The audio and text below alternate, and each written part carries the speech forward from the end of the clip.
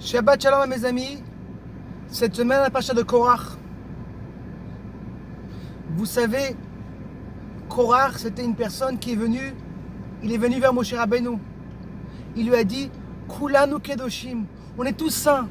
Pourquoi tu distribues Aaron, ton frère, c'est le Kohen Gadol. Toi, tu es devenu le prince de l'Am Israël. Tes neveux, ils sont dans le Mishkan. On veut être tous dans le Mishkan. Il a ramené avec lui 250 personnes. 250 de Sanhedrin, 200 personnes les plus forts. Et ils vont tous vers Moshe Rabbeinu. La question qui se demande, pourquoi Korach a attendu tellement de temps? Pourquoi il vient maintenant? Et pourquoi il n'est pas venu jusque quand ils ont ouvert le Mishkan? Il faut comprendre une chose en vérité. Korach, il a attendu Dafka après la paracha de la semaine dernière, la paracha de Shlach. Vous vous rappelez quand on a parlé de la paracha? La paracha nous raconte. Dieu il envoie des gens pour voir Eretz Israël. Ils reviennent et ils disent Eretz Israël, les gens ils sont plus forts que tout. Et la Chassidut, le Bacham nous explique qu'en vérité, ils voulaient rester dans le désert. Dans le désert, ils sont bien. Le matin, ils se lèvent, ils ont le pain, ils ont les habits qui s'habillent. Ils voulaient être que dans le spirituel. Moshe Rabbeinu leur dit non. Le principal, Amasé Weka, le principal, c'est l'action. Si une personne, en vérité, il va rester seulement dans le spirituel, qu'est-ce que ça fait? Imaginez-vous qu'une personne va apprendre pendant 7 ans à être docteur. Mais à la fin, il ne veut pas prendre le stage à l'hôpital. Il ne pourra jamais devenir docteur. Comment tu vas être docteur? Avec le stage. Si on n'est pas dans ce monde-là, comment on peut faire? Il y a des endroits que tu envoies pour faire des modaot.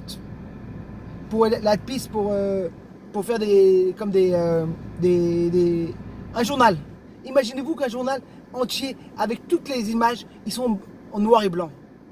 Il dit, écoutez, je m'excuse, mon endroit, il fait que des noirs et blancs. On va voir en vérité que les Korach et les Meraglim, ils étaient ou noirs ou blancs.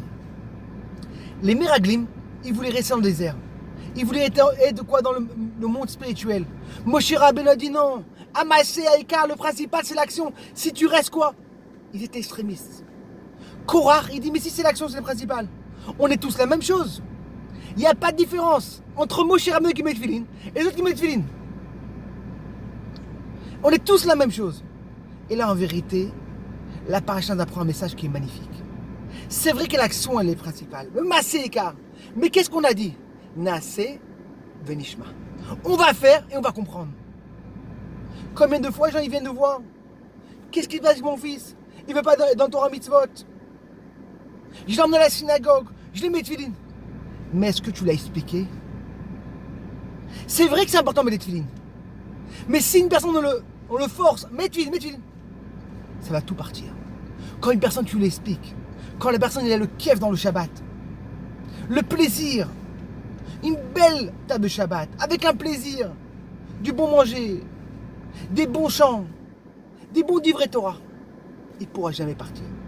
C'est ce message qu'en vérité qui est magnifique. Naaseh Venishma. Mais chacun se demande la question. Comment on a appelé cette paracha en vérité Korach? C'est un rachat Korach.